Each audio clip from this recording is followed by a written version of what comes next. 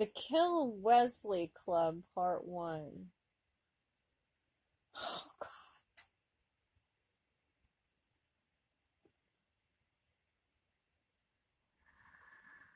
Oh, boy. Wesley gurgled as Worf's hands closed tighter upon the puny ensign's throat. "Mercy!" gasped Wesley as the life drained from his body.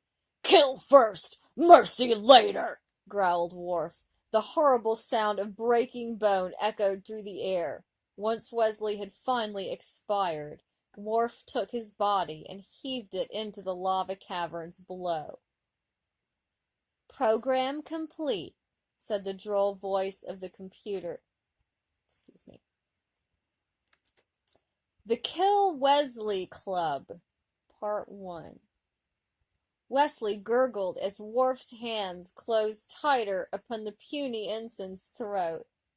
"Mercy!" gasped Wesley as the life drained from his body. "Kill first, mercy later!" growled Worf. The horrible sound of breaking bone echoed through the air. Once Wesley had finally expired, Worf took his body and heaved it into the lava caverns below. "Program complete," said the droll voice of the computer as the familiar pattern of the yellow squares returned to the holodeck walls. Just then Commander Riker walked in. He gave Worf a knowing nod and said, "The meeting's starting." As they exited, Worf cursed under his breath, wishing that the program were real. "This first meeting of the Kill Wesley Club will now come to order," Captain Picard commanded as he pounded his gavel on the podium.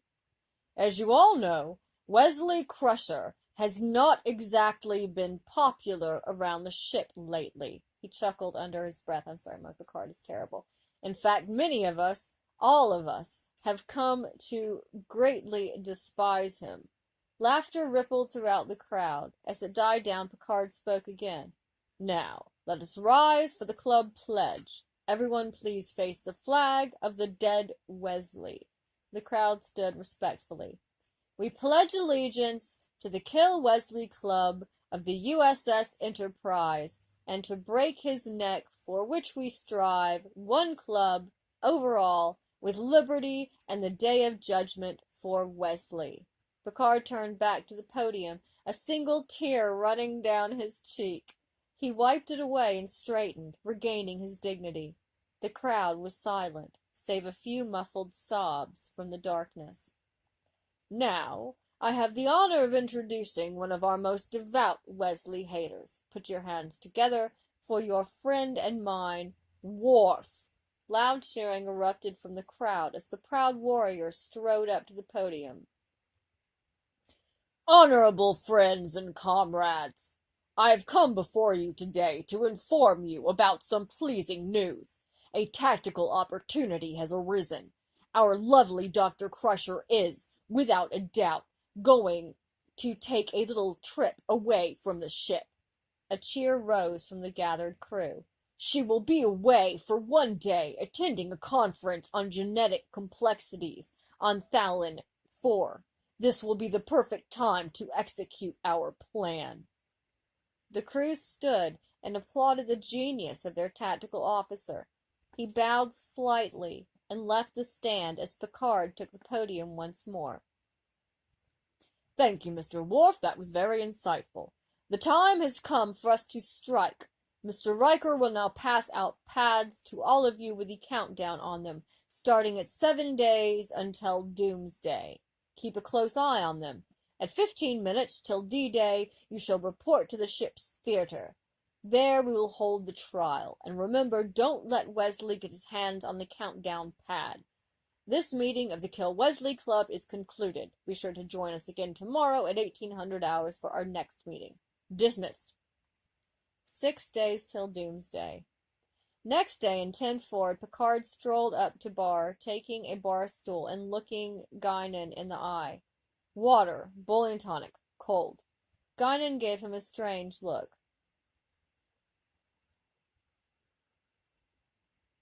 Sorry, Sorry, I'm just used to the replicator. My nerves have been on the fritz today. Guinan wordlessly obeyed, and Picard downed the water.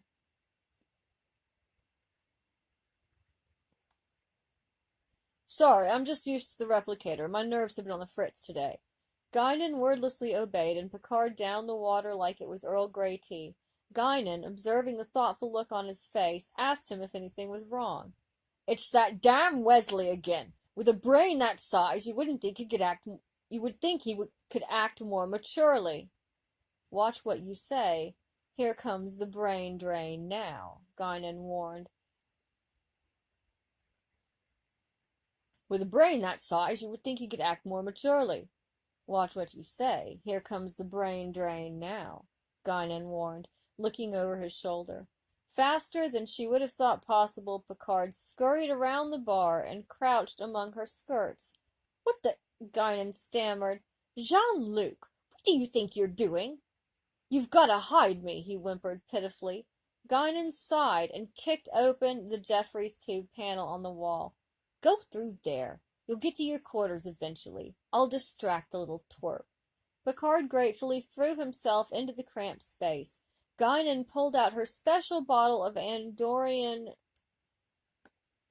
fizz and smiled to greet the annoying runt that approached her bar. Wesley skipped up to the bar and seated himself with a flourish. He made a suave, he thought, hand gesture, calling Guinan over. She poured a generous glass of the special fizz and, grinning, pushed it across the bar to the ensign. Sorry, Guinan, I'm not thirsty. Drink it. Not thirsty. Drink it. Not thirsty. Drink it. Not thirsty. Drink it. No, it's good for you. No, it's not. Yes, it is. No, it's not. Yes, it is. No, it's not. How the hell do you think you know? I've been doing a study that will revolutionize nutrition analysis. Guinan seethed. You just go do that. Fine, I will. Wesley stalked off. Guinan, still boiling over, waved the staring crew members to their business and dumped out the fizz. Too bad, she thought. It would have sent him screaming to sick bay. She continued with her own plans to cause Wesley great pain. 10 hours later, Picard finally arrived at his quarters. Tired after the long crawl through the Jeffries tube, he cautiously listened at the panel across the corridor from his humble abode, not daring to venture lest Wesley be roaming the halls at that time. He waited 3 whole hours until he was sure that it was past Wesley's bedtime. Then he crept out and quickly dodged across the hall and threw himself through his quarters door. Safe at last. That day's Kill Wesley meeting was uneventful, and Ensign Carter let his mind wander. Oh, to have Wesley dead.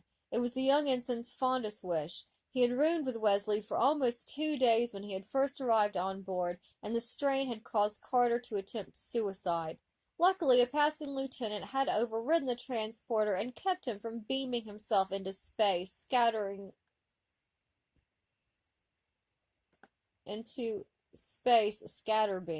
Several months of therapy had put him back on track, but memories of those horrible days still haunted his dreams. He wished he could take Wesley's puny life with his own bare hands, but he was willing to share the glory with all the others who had the same dear wish. 5 days till doomsday. The next day the crew gathered again in Crew Lounge 4. Captain Picard called the meeting to order, and the usual ceremonies were observed. But suddenly, in the middle of Commander Riker's presentation on how much Wesley bugged people, Picard's comm bridge beeped. The only people not at the meeting were Wesley himself, Dr. Crusher, and a skeleton crew of ensigns who hadn't been on board long enough to hate Wesley, if that was possible. The crowd hushed as Picard cautiously answered, Picard here. Dr. Crusher responded, Jean-Luc, are you alone? Picard glanced around. Yes. What is it, Doctor? I was wondering if you'd like to join me for lunch in Crew Lounge 4. Alone. Just the 2 of us. You know. Picard blushed noticeably. He fumbled for the reply as the crew listened intently. Yes, that would be lovely, Doctor. I'll meet you there in 20 minutes. Great. Wear your off-duty clothes. See you there, Jean-Luc. Picard out. As soon as the comm link had been cut, Picard whirled to the assembled crew. This is an emergency. You, Ensign Robbins, get your butt down there and distract her. Even as the young and eager to please his captain ensign rushed out of the room, Picard was trying to calm the already gossiping crew before him. Riker fired a phaser into the ceiling, causing an accidental hull breach. Oops, Riker muttered as the emergency force field kicked in. Picard glowered at him. Soon the crowd was brought back to order, and the meeting went on as planned. Meanwhile, in the corridor outside sickbay, "Ow! Ow!" screeched Ensign Robbins as he stumbled into Crusher's arms. Surprised at the suddenness of the crewman's arrival, but always cool-headed in emergencies, Crusher guided the young man into sickbay. He continued to scream bloody murder until he got to the examining table, where he promptly shut up. Dr. Crusher eyed him with curiosity. "What seems to be the problem, Robin?" she asked skeptically. "It hurts, Doc!" cried the young ensign. "Where?" The ensign glanced down at himself and back up. "My arm!" "Here?" questioned the good doctor as she gently probed his arm. "No." "Here?" "No." "Here?" "No." "Here?" "No." "Where then?" "I don't know." "Here?" "No." "Ensign, where does it hurt?" "Maybe it was my leg." "Here?" "No." "Here?" "No." Dr. Crusher finally gave up. She sighed in exasperation. "Ensign, I'm going to put it in a microscanner. That may find something I can't." "Okay." Crusher pulled out the microscanner from the back room, and Robbins obediently stuck his arm in. Crusher frowned. "I thought it was your leg." "It was my arm for sure." "All right." Crusher was skeptical, but loyal to her patients. If someone needed help, she'd give it to them. "Ensign, this will take about 45 minutes. Keep your arm in the scanner. Don't take it out." The ensign nodded, and Crusher activated the scanner. She turned to leave. "I'm going to Crew Lounge 4. I'll be back by the time you're done." "No!" The ensign yanked his arm out of the scanner and lunged at Dr. Crusher. His arm imploded in a splash of gore. He fainted from the pain and left Crusher standing over him, open-mouthed. Meanwhile, back in Crew Lounge 4.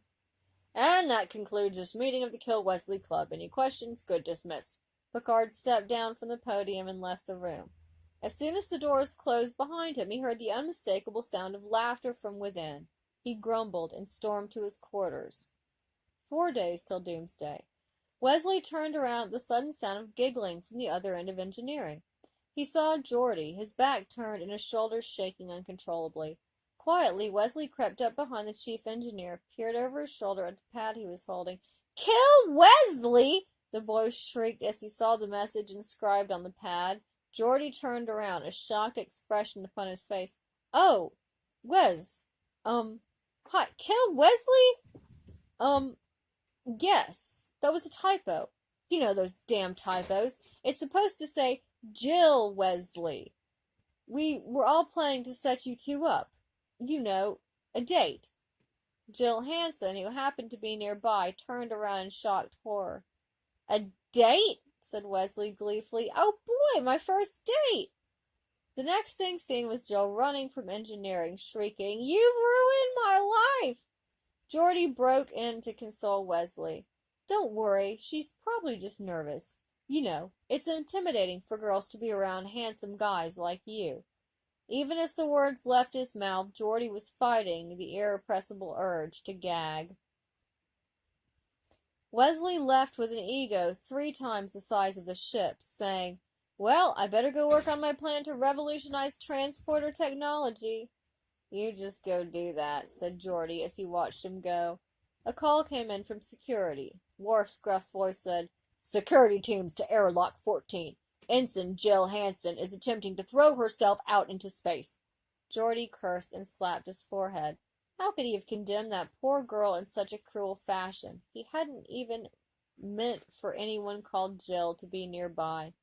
The meeting had started ahead of schedule due to the recent emergency. "Mr. LaForge, I would suggest exercising more caution in the future. Your carelessness nearly cost us a life." Geordi looked down in shame as the accusing eyes burned into him. "We must all start making our preparations for the Judgment Day. Meeting adjourned," Picard said as he pounded the gavel. 3 days till doomsday. Oh! Do it not actually the point where we kill Wesley? Kill Wesley Club.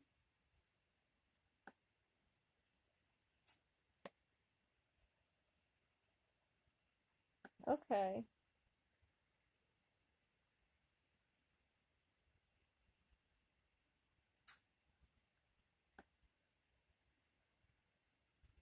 So it keeps going. Alright.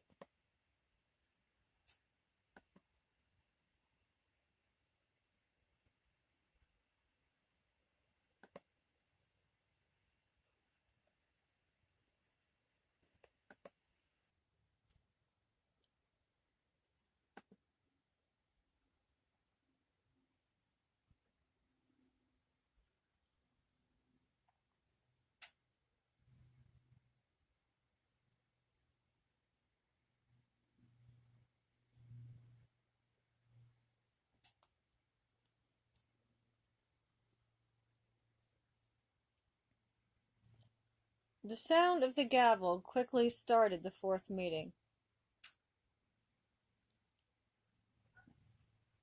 The Kill Wesley Club Part 2. The sound of the gavel quickly started the fourth meeting. Today is Wesley's birthday, and as you all know, that if we don't give him a celebration he will suspect that something is amiss, Picard said, turned to face Lieutenant Worf. Mr. Worf, take care of the punch. No spiking. Mr. Riker, please get some chips and dip together. Counselor Troy, get everyone psychologically prepared. We don't want anyone cracking under the strain. As for the rest of you, prepare the decorations, cake, and so on. Remember, no poison. The judgment day is soon. But with Dr. Crusher still on board, we must restrain ourselves from doing anything rash. Meeting adjourned. As Picard ambled down from the podium, 3 mischievous ensigns were already making plans for the cake. When Wesley woke up, he was surprised by how eerily quiet the ship was. Where is everyone? He thought. He quickly splashed some water on his face and left his quarters to scout out some other people. As he walked past a computer panel, he had a brilliant idea. Computer, where is everyone else? The majority of the crew is gathered in 10 forward, replied the computer in a static voice. Thanks, said Wesley as he started down the hallway. When the doors of 10 forward opened, Wesley was greeted by complete darkness. Then the lights came on, and Wesley was assaulted by a brilliant array of colors, as well as a barrage of sound. Surprise! The entire crew was gathered there, with little party hats and noisemakers. Wesley was overjoyed. Wow! I even forgot it was my birthday, too, and you guys threw a party for me. I guess I can put off revolutionizing impulse power for a while and stay. The entire crew simultaneously clenched their fists. You just do that, Riker muttered. The mood slowly began to lighten again. Picard strolled up to Wesley and shook his hand. Happy birthday, son. Picard's voice broke for the first time in 50 years, and the last word barely managed to squeak out. He cleared his throat and stepped away as Beverly squeezed her son into a big hug. Wesley gasped for breath, but still managed to smile. The crew filed by, shaking hands with him somewhat reluctantly, but putting on a good show. Worf and Riker dominated the chip bowl. Then the party began to quiet down, and the crew drifted to the long tables that had been set up on the far side of the room.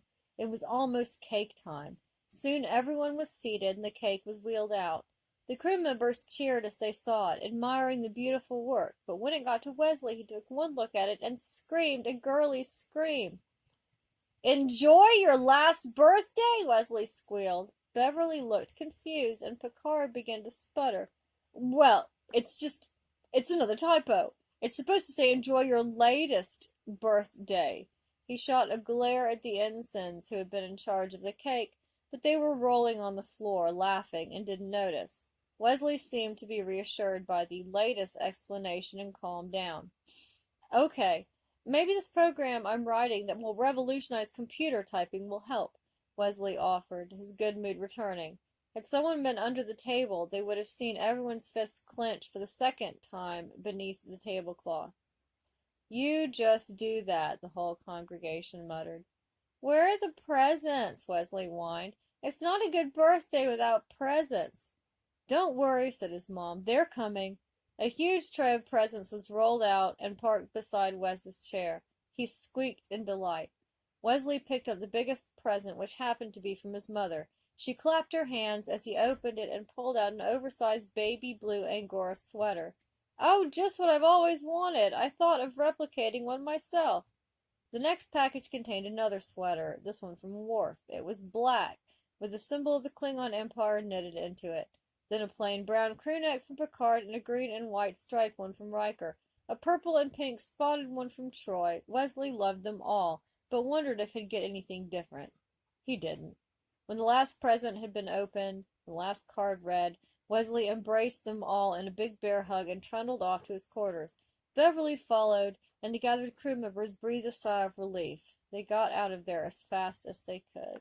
2 days till doomsday.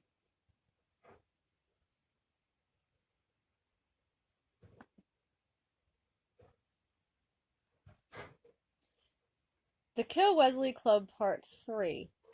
To the ordinary, unknowledgeable eye, the sudden arrival of multitudes of people would have been disconcerting.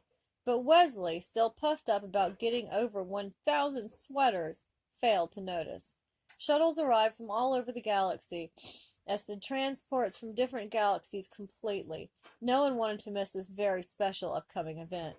Captain Picard and Commander Riker observed the arriving people with curiosity, every once in a while pausing to answer one of those really tough questions that came up, like, where are the bathrooms? Even Picard and his number one had a hard time answering that one. "I didn't know Wesley knew any Bolians," Picard commented in his thick Gaelic accent. Riker answered without turning his head. "He cheated a couple out of making it into the academy last year." "Ah, I see. Has young Ensign Leffer arrived yet?" "I wouldn't know, sir. I couldn't even be sure if she spent the night in my quarters last night, which she didn't. Or, well, maybe, sir, if you understand, sir."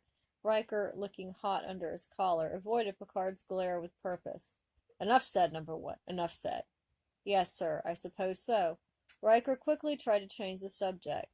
"Will we be having any special guests with us this week?" "As a matter of fact, yes. I understand that Q is planning on attending, as are Q and Q, and a few of their friends. We will also have the pleasure of seeing the Traveler again. Perhaps he will then apologize for misleading me as to Wesley's abilities." "Ha! He really had you fooled, didn't he, sir?" "Quite. But I know better now. We all know better." "Yes, sir." Riker and Picard turned to stroll down the hallway together to check up on the preparations in Crew Lounge 4. 1 day till doomsday. Doomsday. On the bridge, things were surreptitiously tense, as usual. Wesley was sitting in the con chair, randomly pressing buttons. He still had a lipstick mark on his cheek where his mother had kissed him goodbye. To the anticipation of the entire crew, Dr. Crusher would be leaving shortly, and then the party could begin. "Shuttle Galileo to Enterprise," came Crusher's voice suddenly over the comm. The entire bridge crew jumped simultaneously, then Picard tapped his comm badge and answered, "Enterprise here." "Request permission to depart, sir." "Permission granted, and Godspeed," Picard breathed. "Why, thank you, Captain," Dr. Crusher responded, apparently flattered. "Jean-Luc." Picard blushed again, and everyone would have snickered except for the conflicting emotions of anticipation at what was coming next. Worf, standing straight at the tactical station, announced, "Dr. Crusher's shuttle has just entered warp." Picard, whose face was beginning to twist with emotion, responded through clenched teeth. "Good." He stood and tugged at his ever-annoying uniform top. Then he gave the long-awaited order. "Yes?" "No, I don't know where any of those are. You'll probably have to drain the sink." "Oh. They're not. I drained the sink. Of course, there are not any in the sink. They're being stolen. I angered the spirits. They're stealing our silverware. Yeah, I feel like I have no freaking idea. I was looking for one the other day. It's like I had a fork earlier and I put it in the sink and now It's gone. Yeah, I didn't take it. He says he loves you. He says he misses this stuff. He does. Squeak.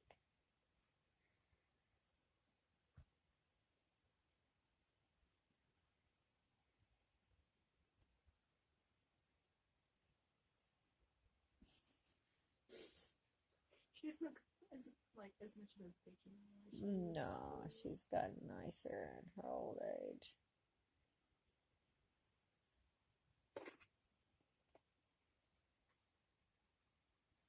Get her socks. She'll come up to me and she'll grab my head with her claws and pull my head down and then, like, start chewing on my hair and, like, pull it with her teeth. She is really weird. Bizarre. I grew them in.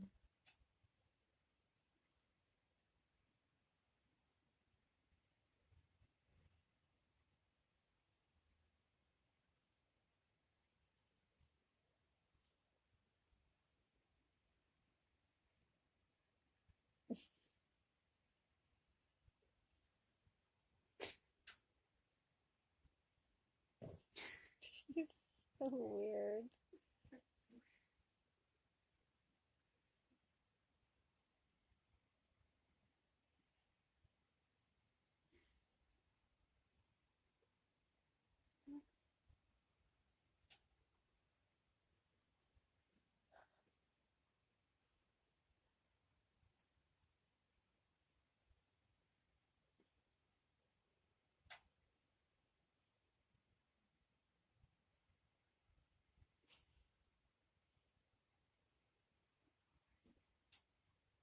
Do with that thing you got in your nose.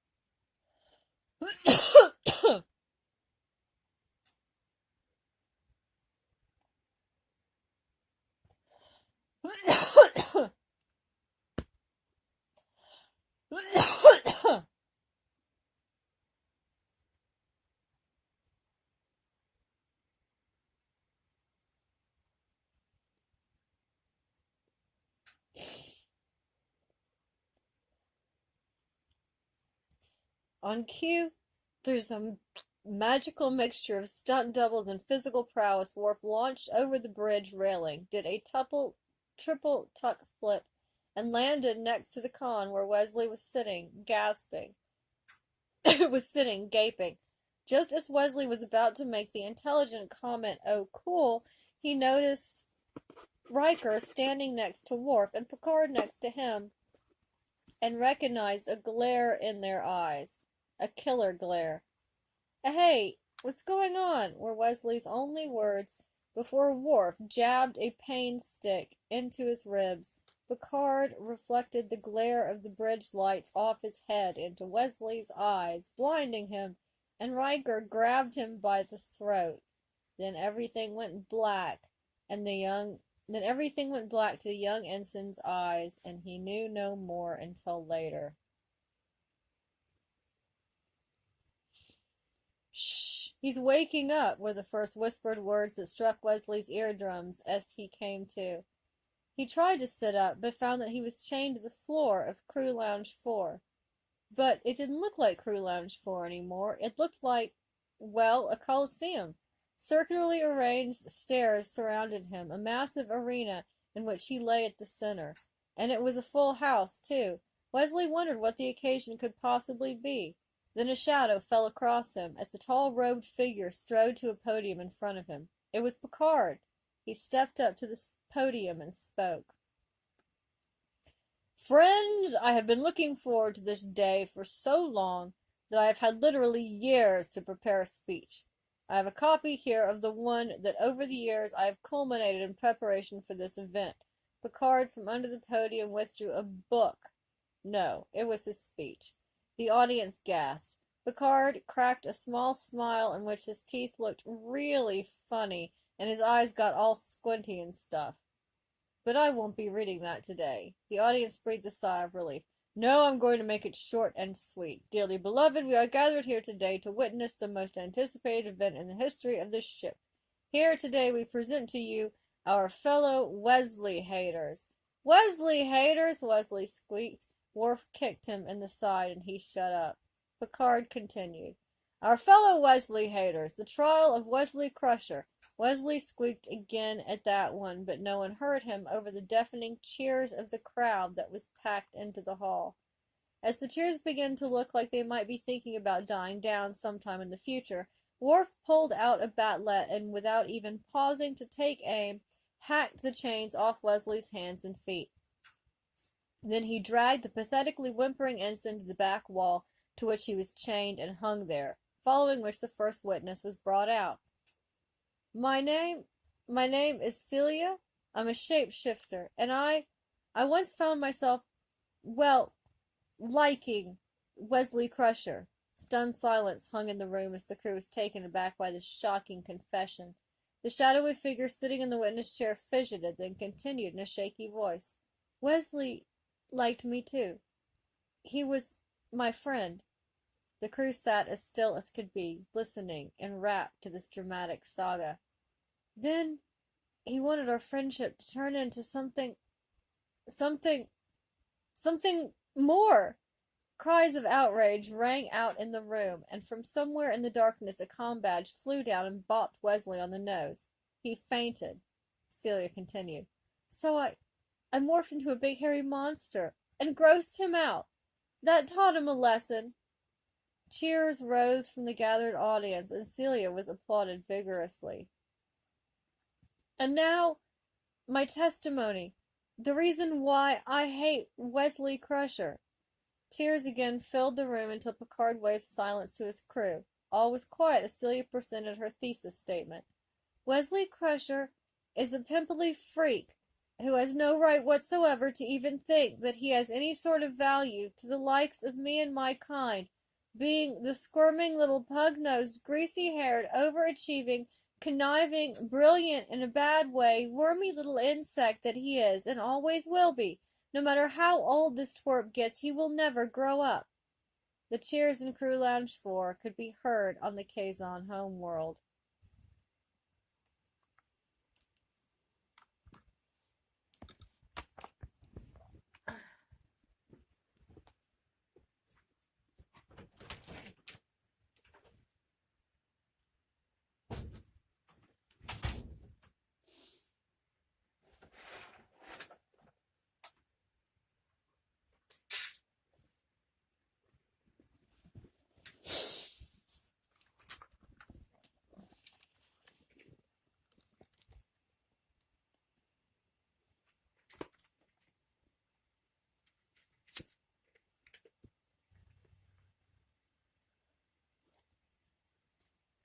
My name is Ensign Carter.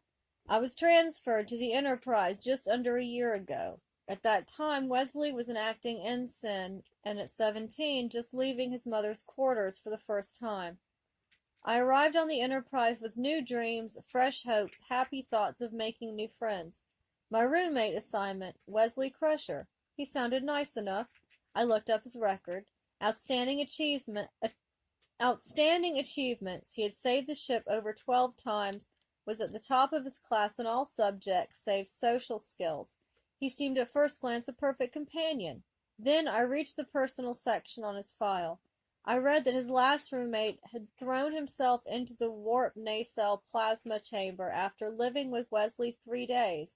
The incident, however, was attributed to a psychic reflection from the Enterprise's days at Utopia Planitia. Utopia Planitia, so I passed it by as coincidence. After meeting Wesley, however, my thoughts changed dramatically. I moved in. We made each other's acquaintance. Then he Then well, I walked back from my beta shift and got into the shower, but Wesley was in there. Oh God, help me forget it! Picard strode up to the podium and gave Carter a reassuring pat on the back, telling him that he need not go into details, and please try to continue for the sake of the trial. Carter nodded and regained his composure. Anyway, 2 days later, I was standing on the transporter pad with the beam set to scatter into space. Luckily, a passing lieutenant stopped me in time, and here I am, 11 months of therapy later, and 3 more years to go. Carter took a breath and let it out. The crew around was mesmerized. And now, the reason I hate Wesley Crusher. I hate him because he's Wesley Crusher. Cheers drowned out any further statements from Ensign Carter. My name is Robin Leffler. I'm a lieutenant aboard the USS Excalibur. My previous assignments following Academy graduation were the USS Lollipop, the USS Fluffy Tufts, and the USS Bleeding Hamster. The Enterprise seemed like a definite step up, as it was, as I proudly served in engineering and made the ship run better, until the day Wesley Crusher walked into engineering and saw me and started flirting. Gasps echoed in the great hall of the crew lounge 4. Gasps echoed in the great hall of crew lounge 4. Leffler went on. And I flirted back. Shocked confusion. We were together. As a couple. An elderly civilian in the crowd suffered cardiac arrest. We even got close to doing the nasty. At this point, Riker lost his lunch all over the back of Captain Picard's head, and the captain was none too pleased. Yet he and only he understood the nature of his first officer's loss of control and forgave Riker. But by then Riker had made a dash out of Crew Lounge 4 and toward the bathrooms, wherever they were. All hell broke loose and several contingents of securities were required to calm the raging crowd. But we didn't, and that's the only good thing about this. Anyway, it was just my luck that a shipwide disaster occurred at the time. We began to notice that everyone was playing this weird game and getting all high off it and stuff. It was the thing to do. Everyone was on the game, even the senior officers. Wesley and I, well, mostly me, realized that this game was mind control, so we resisted and pretended we were on the game, to avoid peer pressure. It worked. But pretty soon we found out that we were the only 2 people not on the game. This really got to me. It was just me and him. Me and him, all alone, just me and him. Waves of sympathy were practically radiating off the crowd. It really got to me, So you know what I did? I got on the game just to get away from him. That's the only reason I did it. Then he cured everybody, and I had to hang out with him again. It was like torture. So I left the Enterprise in a hurry, and I haven't seen him since. Until now, when I'm happy to tell everything to help put an end to this thing. Ensign Leffler took a deep breath. And now the reason why I hate Wesley Crusher. 1, all his physical characteristics. 2, all his mental characteristics. 3, all his spiritual characteristics. The crew continued to listen to Leffler as she went on and on. Then last, his birthmark, and Leffler left the stage. Picard took the podium. And now my senior officers will give brief statements on why they hate Wesley Crusher. Mr. Riker, why do you hate Wesley Crusher? He's a big wimp, a squirmy worm, a freak. To think that in the Romulan future mind thingy my son looked remotely like him. It's an outrage, I swear. Counselor Troy, why do you hate Wesley Crusher? He is my favorite person. A wonderful guy. I love him so much. I love everybody so much. I love you. And you so very much. And you are dreamy. And will you marry me, John Lukey? Are you my hunky William T. Riker? Counselor, if I may ask, as a non-related question, have you perchance been taste testing our celebration tequila? Are you counseling my criticizing techniques? If you are, I want to sock you in the mouth, Mr. Big Shot Captain Person. Come here and get what comes. Mr. Worf, would it be too much trouble for you to carry the counselor to sick bay until she awakens? No, sir. Back in no time. Mr. Data, why do you hate Wesley Crusher? Well, Captain, based upon a probability of 5, we can simplify the square root to x over 7, thus relating the intelligence factor to 1 over 0. At this rate, sir, we can... Thank you, Data, that will be all. Yes, sir. Mr. Worf, why do you hate Wesley Crusher? May I just say, sir, that my fondest wish is to crush his vertebrae into a pulp and cook it for dinner, as I have many times in holographic simulations. Mr. LaForge, why do you hate Wesley Crusher? 2 reasons, sir. Proceed. First, he's always taking credit for my ideas, and second, well... Please continue, Mr. LaForge. Well, sir, from what I've heard about his looks, he's the only reason I don't want human sight. Picard again took his place at the podium. Unfortunately, the traveler wasn't able to come, but he did send this message. I am so sorry that I told you Wesley was a genius, and I'm more sorry that I took him...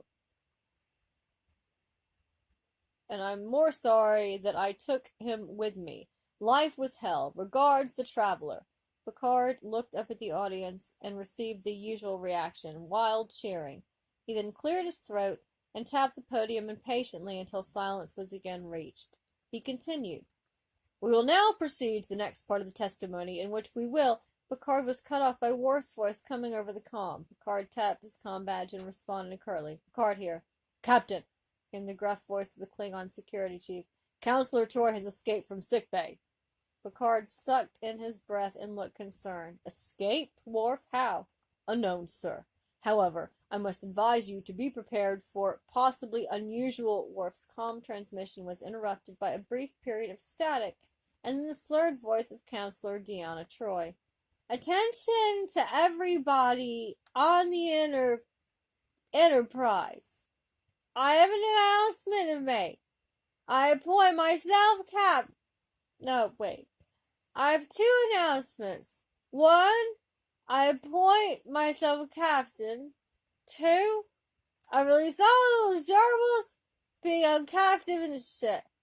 They're so cruel and keep them in cages with their noses twitching, little minds rotting away. I can feel their pain. No, scratch it all. I have an announcement to make. 1, I'm a captain now. B, free the gerbils.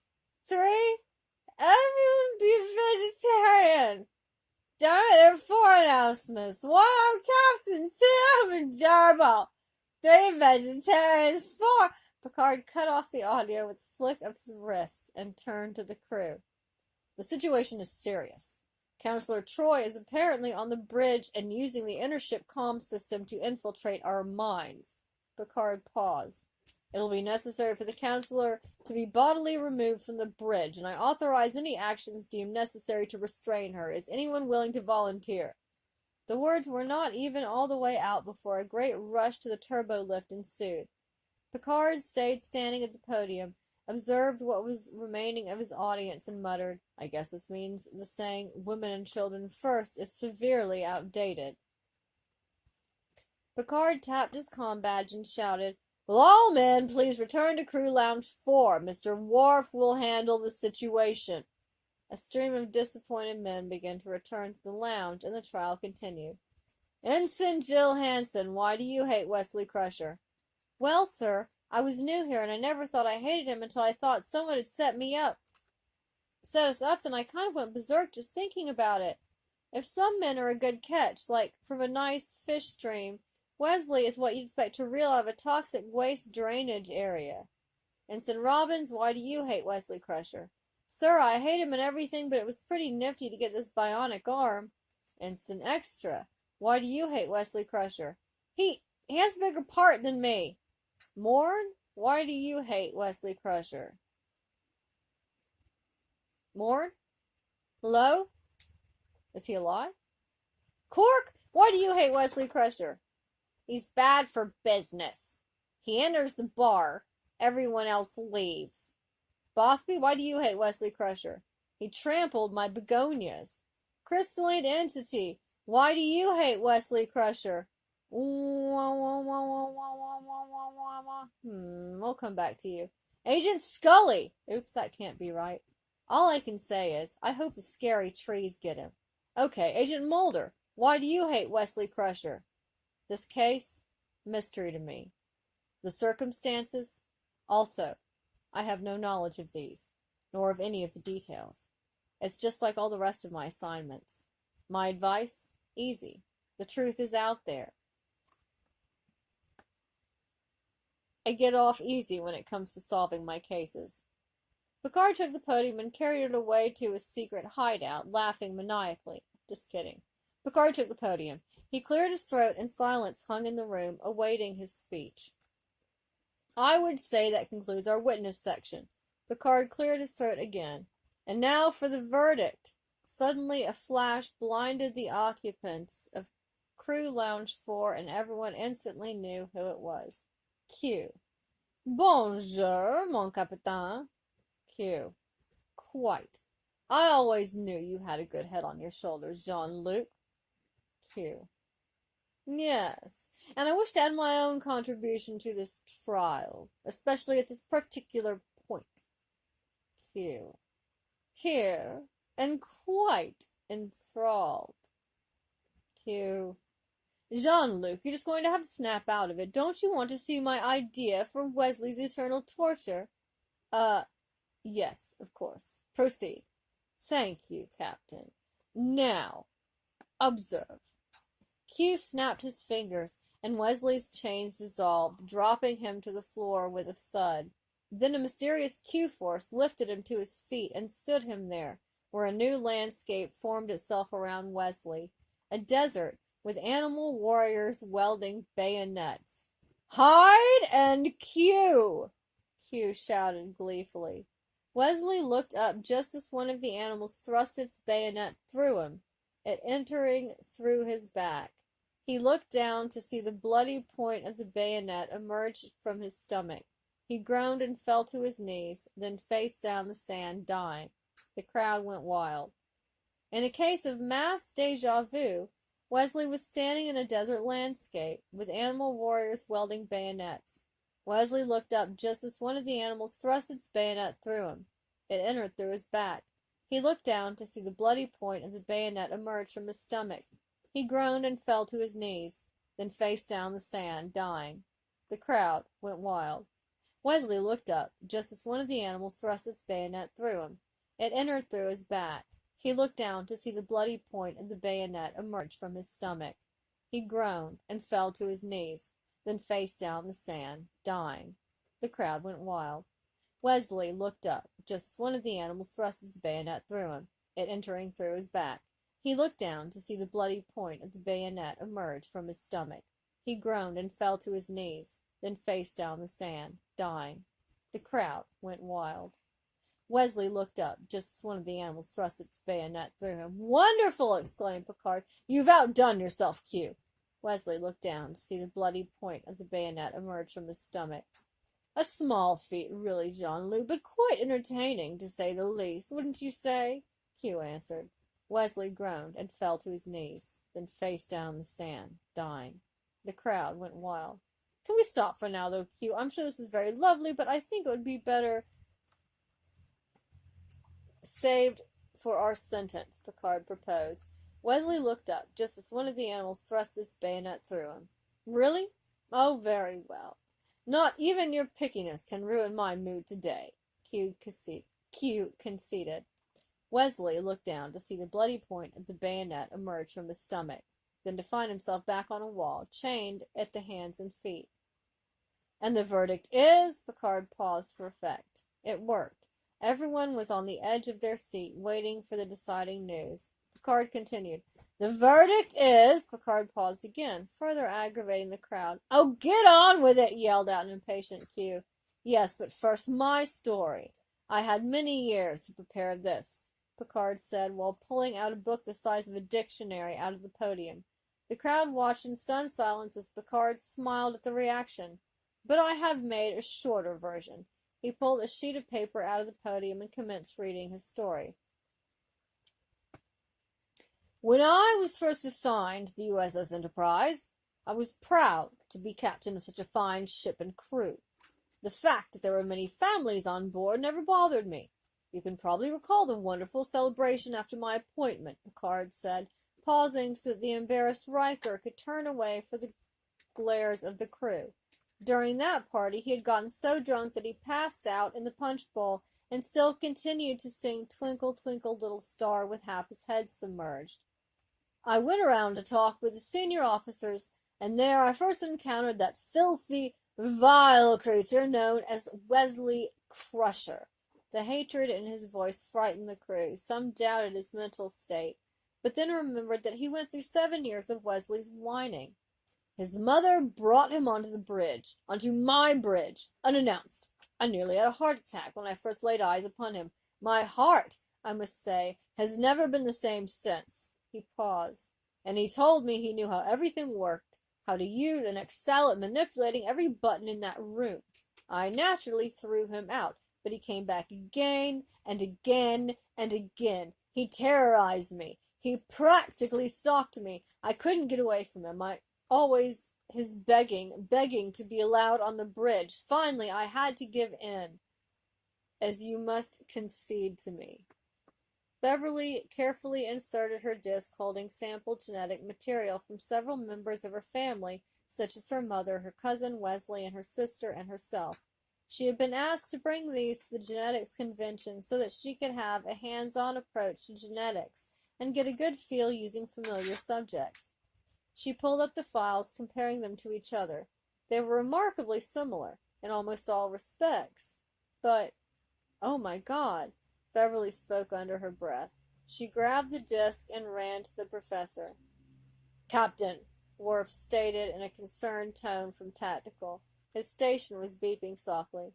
Yes, Mr. Worf? Picard turned his head enough to look interested, but not near enough to see Worf at all from his chair. Captain, I read Dr. Crusher's shuttle on long-range sensors. I see. Picard took a deep breath, then he pressed the intership comm button on his chair arm. Attention crew of the USS Enterprise, Dr. Crusher's shuttle has just been detected on long-range sensors. We have much work to do before she arrives, and Picard looked to Worf, who made a signal. 20 minutes. Clean up. Everything must look as it did before she left, with no exceptions. You are the finest crew in the fleet, and I have the utmost trust in your ability. Make me proud. Picard out. Crewmen all over the ship began sweeping up confetti. Beverly walked along the corridors of the Enterprise, feeling something was different, but not knowing exactly what. Maybe it was that Wesley hadn't come running up to her to show off all his new inventions yet. Yeah, that was it. Where was he? The doctor entered the turbo lift and stated her destination. She was going to the bridge, at Picard's personal summons. She walked out onto the bridge, nodded to those there who seemed to be hiding something, though she couldn't guess what, and headed for the ready room. Picard stood from his chair as Beverly entered. He was concerned about something. He walked around to the front of his desk and leaned against it. He gestured to Beverly to take a seat. She did. Beverly, there's something I have to tell you. This is not easy for me, but as ship's captain, my duty to inform you of it. What is it, Jean-Luc? I'm sorry, Beverly, but Wesley is dead. Beverly turned pale, and the room seemed to spin around her. She collapsed into the soft sofa, and Picard moved to comfort her, but she waved him away. She regained her composure and suddenly turned an angry red. She jumped up to face Picard and shouted to his face, Jean-Luc, I cannot believe this. I left Wesley in your care, under your protection. Beverly, I can explain. I don't want your explanation, Picard. I want the truth. I leave here with confidence in you and the crew, and what do I get for my trust? Betrayal. But, no buts, mister. I simply cannot believe this. You killed him, didn't you? How could you? How could you? Beverly, please. How could you let me miss it? Picard practically fell over in shock. He sputtered, turned red, then white, then managed to get some words out, and then they were weak and unsure. Well, we got a hull of it, beer. Screw your hull of it, it's just not the same. Sorry? You are sorry? You know that? I can't believe you people. Hey, how'd you do it? Oh man, it was great. See, first, Wait, one question first. How come all of a sudden you're glad to see your son dead? I found out something at that convention. Wesley's not my real son. Bev, that's great. I know. But tell me how you did it before I die from curiosity. Okay, well first we put him on trial with all these witnesses. Oh, that's so brilliant. Then Q showed up and put him through eternal torture. Jean-Luc, I'm only getting more angry at you for letting me miss this. I said I was sorry. God, what do I have to do? Okay, just get on with the story. Okay, so then Picard stepped up to the podium and pounded upon it with enthusiasm. The crowd quieted immediately. Welcome, friends, to the last meeting of the Kill Wesley Club. I know we are all greatly saddened at the demise of this honorable club, but it has served its purpose and served it well. The crowd cheered as they had never cheered before. Picard continued. We've had several very special guests during this past week, including Q and the crystalline entity. We thank from the bottom of our hearts all those who came to testify and tell us why they hated Wesley Crusher. They are all very dear to us and to our club. Cheers ensued. That, unfortunately, must conclude this final meeting of the Kill Wesley Club. Long live our club and forever suffer Wesley. The crowd practically imploded from the force of its own enthusiasm. When the last crew member's voice had finally given out, Picard dismissed the assembly. As they were filing out of Crew Lounge 4, Picard called out his last announcement. Don't forget to show up next week for our other club meeting. Diana Troy, still seated with a puzzled look on her face, asked, What other club?